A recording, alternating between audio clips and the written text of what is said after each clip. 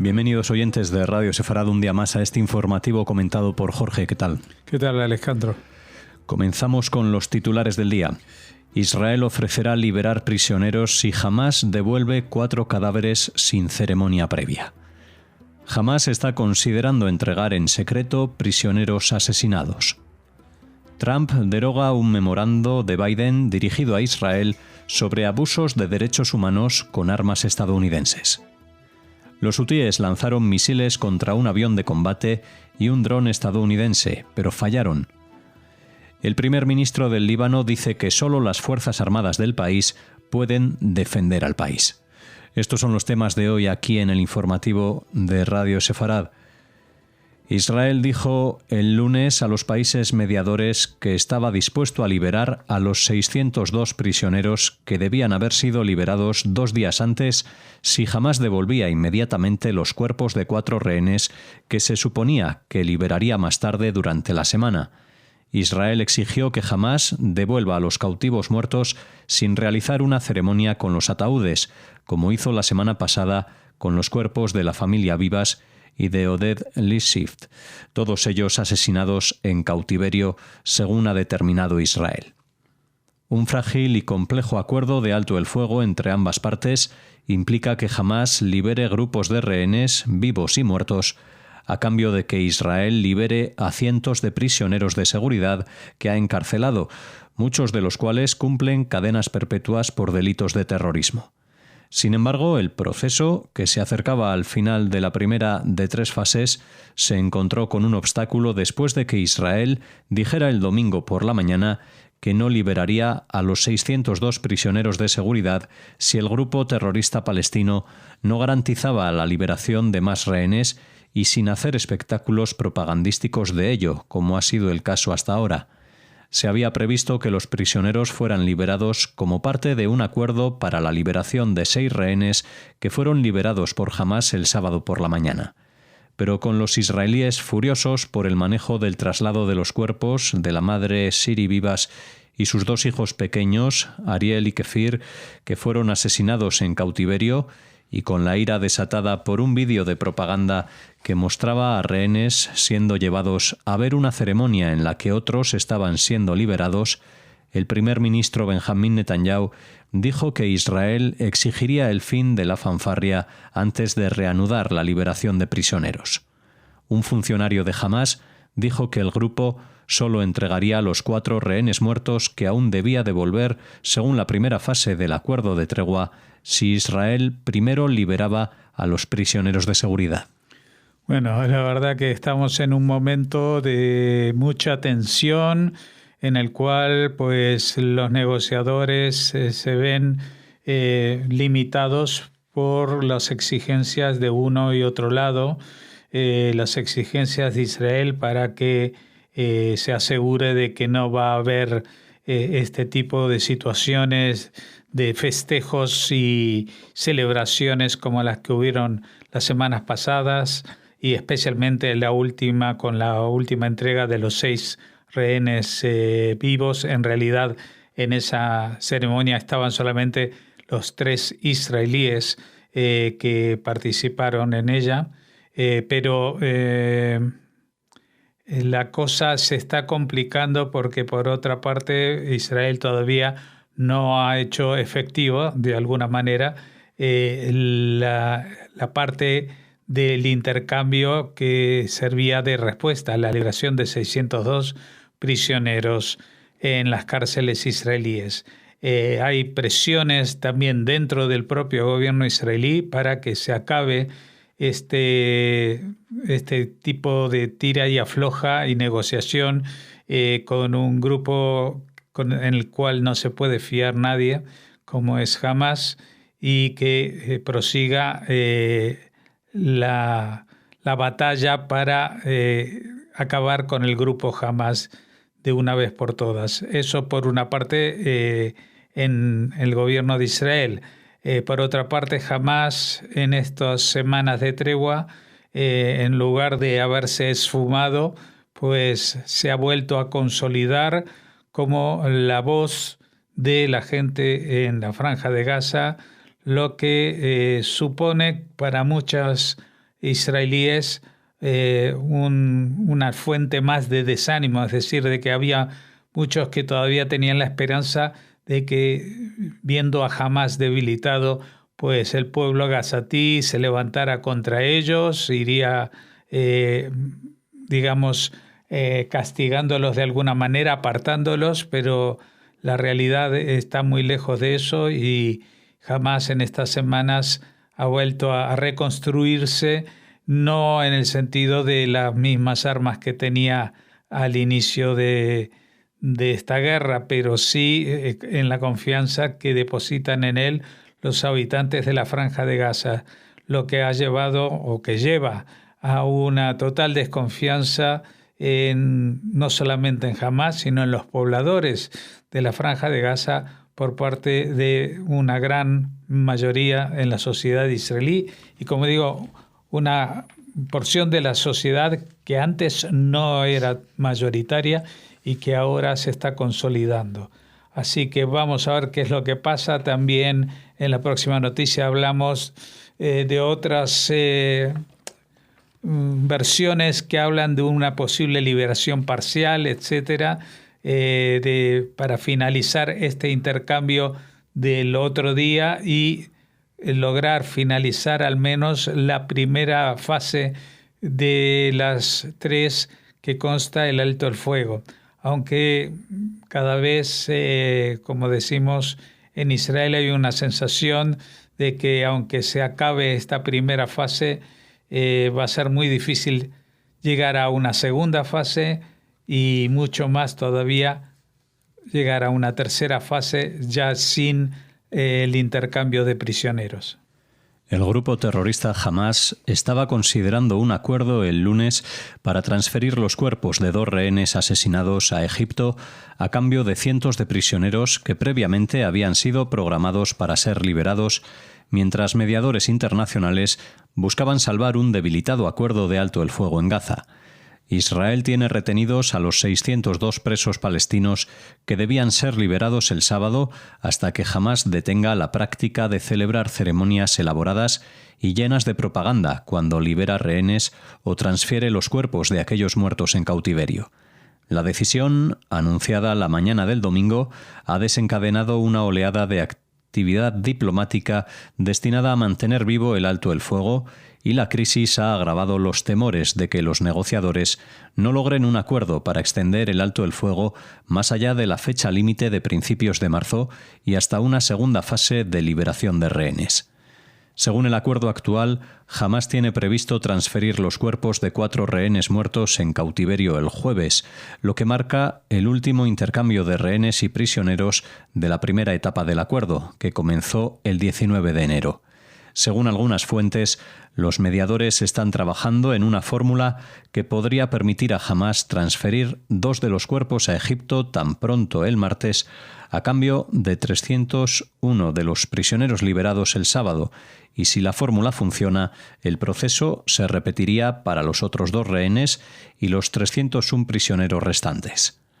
Al pasar por Egipto, Israel espera que las transferencias se realicen en silencio, en medio de la ira y un disgusto palpables por las ceremonias montadas por Hamás en Gaza, en las que los rehenes son obligados a fingir aprecio por sus captores frente a multitudes de habitantes de Gaza antes de ser entregados a la Cruz Roja. Pero a pesar de parecer cumplir con las demandas de Netanyahu, el primer ministro respondió endureciendo el ultimátum, informando a los mediadores que un compromiso del grupo terrorista es insuficiente y que los prisioneros solo serán liberados una vez que Israel reciba a los cadáveres y verifique su identidad fuente. Así que, bueno, la situación se complica. La noticia hablaba de que igual se podrían liberar la mitad de los que iban a liberarse esta semana pasada, el sábado, es decir, 301 de los presos palestinos a cambio de 2 de los cadáveres, pero y Netanyahu incluso endurece los términos del intercambio para que no suceda lo que pasó con Shiri y Bibas, que entregaron un cadáver que no pertenecía a ella. Así que lo que ahora se exige es que se entreguen primero esos 2 cadáveres y una vez que se identifiquen, que ya saben que en el caso de Shiri Vivas, pues fue bastante rápido el proceso de señalar que ese cadáver no era el de ella, es decir, no llegaban creo que a las 12 horas, pues una vez que se diese ese visto bueno, pues se liberarían al resto de los presos palestinos de este acuerdo. Pero como decimos, las negociaciones están siendo muy difíciles en esta situación porque la desconfianza es creciente de Israel hacia las acciones y actitudes que tiene Hamás en esta negociación de alto el fuego, a cambio de la cual pues lo único que hacen es tratar de montar espectáculos e incluso digamos batallas mediáticas como las que hoy mismo al mediodía ya se dieron a conocer de niños que mueren de frío en la Franja de Gaza. Claro que estamos hablando, y yo entiendo de que se puede comprobar perfectamente si esos niños murieron de frío y que puede ser que sea así. Pero estamos hablando de una población de 2.300.000 personas y yo no sé qué estadísticas hay que incluso en países en los cuales no existen las condiciones que ahora viven los gazatíes, pues también hay niños que mueren por hipotermia.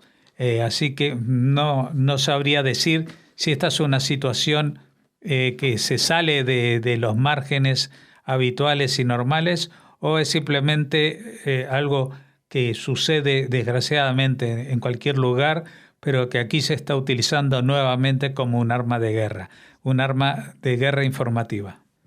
La administración Trump ha anulado una orden de la era Biden dirigida a Israel que requería que el gobierno informara sobre posibles violaciones del derecho internacional que involucraran armas suministradas por Estados Unidos por parte de aliados y una fuente familiarizada con la decisión.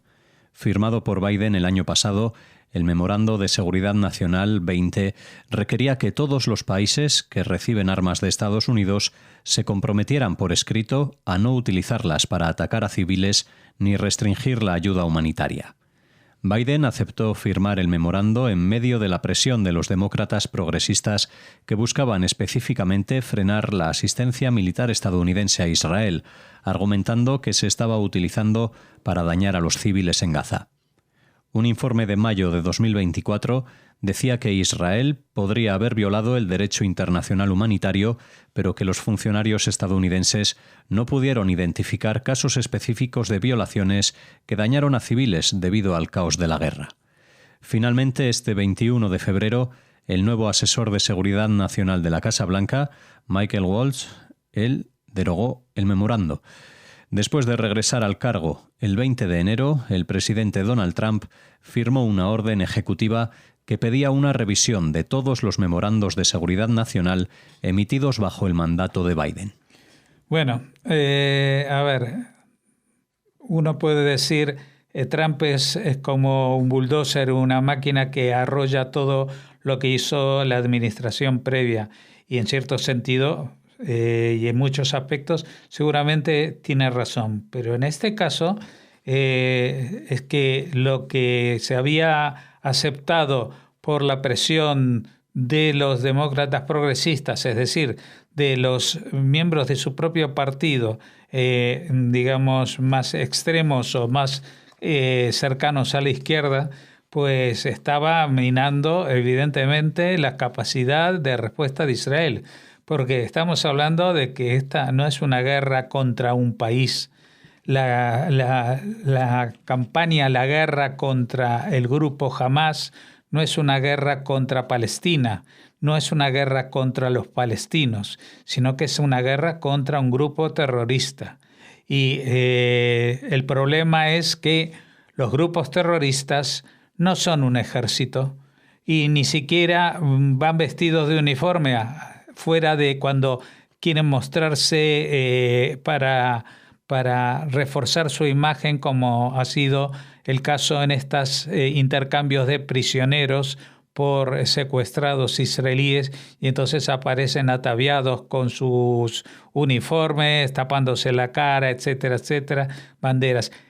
La gente de Hamás no ha actuado durante este año y pico vestida de uniforme, ni siquiera con nada que lo identificara como un miliciano. Justamente en eso basan toda su fuerza, en esconderse detrás de los civiles y actuar de esa manera que para impedir que sean identificados y que se conviertan en objetivos del ataque. Por lo tanto, esta definición del Memorando de Seguridad Nacional 20 que firmó Estados Unidos es un sinsentido, a menos que estemos hablando de un conflicto armado entre países, que podríamos citar el caso de Rusia y Ucrania, es decir, que se sabe por sus uniformes quiénes son los soldados y se sabe por sus uniformes a qué fuerza pertenecen. No siempre, porque también hemos de decir que se ha dado a conocer que fuerzas coreanas de Corea del Norte habían participado en auxilio del ejército ruso, pero usando sus uniformes. Aquí no hay uniformes, o sea, los israelíes sí van con su uniforme, con sus vehículos identificados y con todos los compromisos que los organismos internacionales hacen recaer sobre cualquier país. Pero no es lo mismo con el grupo terrorista Hamás, que muchas veces ni siquiera es mencionado en los llamamientos, por ejemplo, de Naciones Unidas o de otros organismos para que cesen los combates. Se dicen que cesen los combates de ambos lados y se habla de Israel, pero no se habla de Hamás, no se habla de la yihad islámica y tampoco en el frente del Líbano se habla de Hezbollah. Se habla de como si fuera que Israel está combatiendo contra el ejército de un país. Y primero, Palestina, Gaza no son un país, no tienen ese carácter reconocido ni por Israel ni por la mayoría de los países. Y por otra parte, tampoco van identificados como soldados, lo que convertiría su lucha en algo más legítimo para este tipo de legislación que tiene un carácter supuestamente humanitario, pero en realidad es un engañabobos para que los terroristas puedan seguir actuando y campando a sus anchas contra el enemigo israelí. Los hutíes de Yemen lanzaron misiles tierra-aire contra un avión de combate estadounidense y un avión no tripulado MQ-9 Reaper esta semana, pero no alcanzaron a ninguno. No se ha comunicado si los ataques ocurrieron en el Mar Rojo o en el propio Yemen. Se supone que los hutíes han mejorado sus capacidades de ataque. El líder del grupo terrorista respaldado por Irán dijo en un discurso televisado el 13 de febrero que los hutíes intervendrían con misiles y drones y atacarían buques en el Mar Rojo si Estados Unidos e Israel intentaban expulsar a los palestinos de Gaza por la fuerza. En ese momento también amenazó con reanudar los ataques contra Israel. Los hutíes han llevado a cabo más de 100 ataques a barcos frente a las costas de Yemen desde noviembre de 2023 en apoyo a los terroristas palestinos que luchan contra Israel, interrumpiendo el transporte marítimo mundial. Durante la guerra en la Franja de Gaza, los hutíes también lanzaron repetidamente misiles balísticos y drones contra Israel, en lo que finalmente se convirtieron en ataques casi diarios. Si bien la mayoría fueron interceptados, los ataques obligaron a millones de personas a buscar refugios antiaéreos, a menudo en mitad de la noche. Algunos drones y cohetes impactaron el país, matando a un hombre en Tel Aviv en una ocasión y causando grandes daños a una escuela, así como otros daños incluso en la ciudad turística de Eilat, en el sur del país. Bueno, ya saben, los hutíes habían desaparecido de la ecuación. Habían dicho que ellos iban a respetar el alto el fuego que se había llegado en el Líbano, después también al que se llegó en la Franja de Gaza, y que se supone que es un alto el fuego que sigue en vigor. Pero ellos, como en realidad nunca llegaron a atacar demasiado a Israel porque están un poco lejos. Lo que han hecho ha sido intentar de cabrear al mundo contra Israel, cerrando el paso del Mar Rojo, que impide que mucho del tráfico marítimo que se canaliza a través del Canal de Suez y que a través de ahí llega al Mediterráneo y del Mediterráneo a las costas del Pacífico y otros mares, se viera bloqueado y atacado en la mayoría de los casos buques de banderas que no tienen nada que ver con el conflicto, ni el que tienen los hutíes, que es interno con otras fuerzas del Yemen, o sus vecinos de Arabia Saudita, pero tampoco con ningún otro de los países cuyos barcos transitaban por ahí. Es decir, que son simplemente una herramienta más dentro de la organización de proxies, de ejércitos delegados, de ejércitos que son de alguna manera también esclavos del régimen iraní y que ahora vuelven al ataque. El nuevo primer ministro del Líbano leyó una declaración de política gubernamental afirmando que solo las Fuerzas Armadas del país deben defender a la nación en caso de guerra. Nawaf Salam fue elegido para formar un nuevo gobierno el mes pasado, después de una guerra devastadora entre Israel y Hezbollah, el grupo terrorista que ha conservado sus armas durante las últimas décadas, argumentando que eran necesarias para defender al Líbano de Israel. Pero muchos libaneses han pedido al grupo que se desarme y esos llamados se intensificaron durante la última guerra, que se detuvo cuando entró en vigor un alto el fuego mediado por Estados Unidos el 27 de noviembre. Salam afirmó que el gobierno afirma que el Líbano tiene derecho a defenderse en caso de agresión y que solo el Estado tiene derecho a tener armas. También afirmó que el gobierno toma medidas contra Israel solo a través de sus fuerzas. Mira, por una vez voy a estar muy de acuerdo con un presidente de un país que se mantiene en estado de guerra desde el año 48 contra Israel. O sea, el Líbano nunca ha desistido de su estado de guerra contra Israel y, sin embargo, hoy en día, en la situación de debilitamiento del grupo Hezbollah, que tenía atenazado no solamente el sur del país, sino al propio gobierno del Líbano, pues ahora empiezan a aflorar los primeros brotes de una cierta independencia del poder político libanés respecto a este grupo terrorista que en realidad es, como decíamos antes, un proxy, un ejército delegado de Irán implantado en el sur del Líbano,